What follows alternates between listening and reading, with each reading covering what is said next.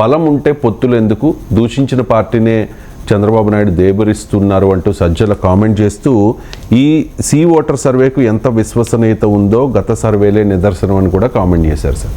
So అది ఎవరైనా అంతే చేస్తారు. ఇప్పుడు ఇదే సర్వే తెలంగాణలో వచ్చినప్పుడు కూడా కేటీఆర్ అదే అన్నారు కదా. సో ఈ సర్వేలు ఏముంది, కర్ణాటకలో లాస్ట్ తెలంగాణలో 2018లో మీకు మహాకుండం గెలుస్తుందని చెప్పారు, ఏమైంది అని. సో సర్వేల విషయంలో రాజకీయ పార్టీల స్పందన, ఏ పార్టీ అయినా ఏ సర్వేను తమకు అనుకూలంగా ఉంటే ఒక రకంగా, తమ వ్యతిరేకంగా ఇంకో రకంగా ఉంటారు. అది సహజం కూడా. ఉండకపోతే ఏం చేస్తారు, కరెక్టే సర్వే మేము ఓడిపోతాం అంటారు ఎవరైనా. సో దానికి మనం తప్పుపట్టాల్సిన అవసరం లేదు. కానీ ఇక్కడ అంటే బలం ఉంటే పొత్తులు ఎందుకు అని అన్నారు. ఇలా నరేంద్ర మోడీకి బలం లేదని సజ్జలు చెప్పగలడా? బీజేపీకి దేశంలో బలం లేదని చెప్పగలడా? మరి బీజేపీ ఎందుకని జేడీఎస్ను కలుపుకుంది, జేడీఎస్ను తిప్పుకుంది? తెలుగుదేశం పార్టీకి తలుపులు మూసేశామని చెప్పిన తర్వాత, జగన్మోహన్ రెడ్డితో పరోక్షంగా స్నేహం ఉన్న తర్వాత, జగన్మోహన్ రెడ్డి బడ్జెట్లోనే ఆంధ్రప్రదేశ్లో వైఎస్ఆర్ కాంగ్రెస్ బడ్జెట్లో కేంద్రాన్ని ప్రశంసించినా కూడా ఎందుకు మరి టీడీపీతో పొత్తు పెట్టుకోవాలని చూస్తుంది? సో అక్కడ ఉత్తరప్రదేశ్ లాంటి సీట్ రాష్ట్రంలో 80 సీట్లలో 60-70 సీట్లు గెలుచుకోగలిగే సత్తా ఉన్న బీజేపీ ఆర్ఎల్డీతో ఎందుకు పొత్తు పెట్టుకోవాలని చూస్తోంది?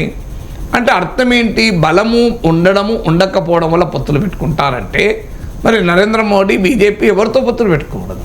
మరి సజ్జలు చెప్పగలడా మోడీకి బలం లేకనే అందరితో పొత్తులు పెట్టుకున్నాడు, ఒక్క మాట అనవానండి. సో ఈ టీడీపీతో కలిసినా అన్నాడు. ఎందుకంటే పొరపాటు ఎవరు మ్యాక్సిమం అంటే పురంధరేశ్వర్ దాటిపోరు.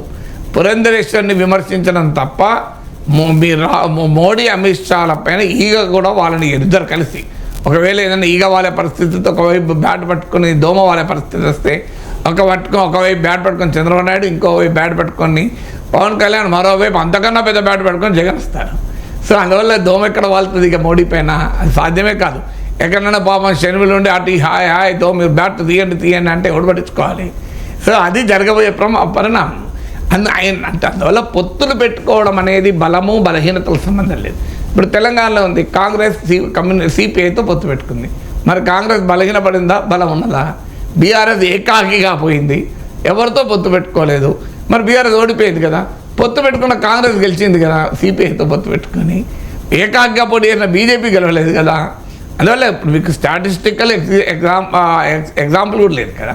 ఇప్పుడు ఈ స్టేట్మెంట్ బలం ఉంటే పొత్తులు ఎందుకు అన్న స్టేట్మెంట్కు జస్టిఫై చేసే ఎవిడెన్స్ చేసేది ఎక్కడా మీకు ప్రాతిపదికత లేదు. అయితే జనరల్గా చంద్రబాబు నాయుడు ఎప్పుడైనా పొత్తులు పెట్టుకున్నప్పుడే గెలిచాడు. That is a statistical coincidence. అంటే చంద్రబాబు నాయుడు పొత్తులు పెట్టుకున్న గెలవడము, పొత్తులు పెట్టుకోకపోయినప్పుడు ఓడిపోవడం, that is more a statistical coincidence తప్ప ఎవిడెన్స్ కాదు. సో అందువల్ల పొత్తులు పెట్టుకోవడము పెట్టుకోకపోవడం పైన గెలవడము ఓడడం ఉండదు. 2004లో రాజశేఖర్ నాయకత్వంలో కాంగ్రెస్ సిపిఐ సిపిఎం టీఆర్ఎస్తో పొత్తు పెట్టుకుంది. అప్పుడు టీడీపీదే అన్నది బలం ఉంటే ఇంతమందితో పొత్తు ఎందుకని. కానీ ఏమైంది, బలం ఉన్నట్లే నిరూపించబడి గెలిచాడు కదా. 2009లో మళ్ళీ టీడీపీ కమ్యూనిస్టులు టీఆర్ఎస్ పొత్తు పెట్టుకుంది. అప్పుడు కాంగ్రెస్ ఉన్నది, బలం ఉంటే మీరు పొత్తులు పెట్టుకున్నారని. పొత్తులు పెట్టుకున్నారు కానీ ఏమైంది, ఓడిపోయారు కదా. అంటే మన రాష్ట్రంలోని తెలుగు గడ్డపైనే, అందులో రాజశేఖర్ రెడ్డి అనుభవంలోనే, మళ్ళీ వేరే అనుభవం అయితే సజ్జల గారు తెలిసిన పట్టించుకోకపోవచ్చు.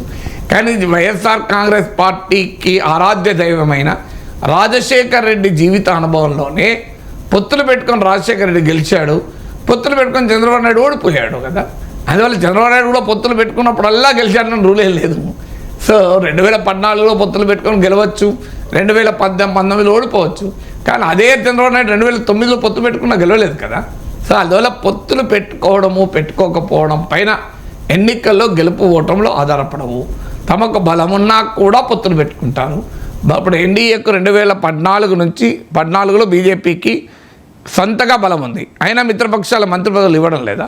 2019లో కూడా సొంతగా బలం ఉంది, అయినా మిత్రపక్షాలకు మంత్రి పదవులు ఇస్తున్నారు కదా, బలమున్నా ఇస్తున్నారు కదా. అందువల్ల సంకీర్ణ రాజకీయాల్లో ప్రత్యర్థిని దెబ్బతీయడానికి కావచ్చు, తాము మరింతగా బలపడడానికి కావచ్చు, వివిధ కారణాల రీత్యా పొత్తులు పెట్టుకుంటారు. బలం ఉన్నా లేకపోయినా పొత్తులు పెట్టుకుంటారు.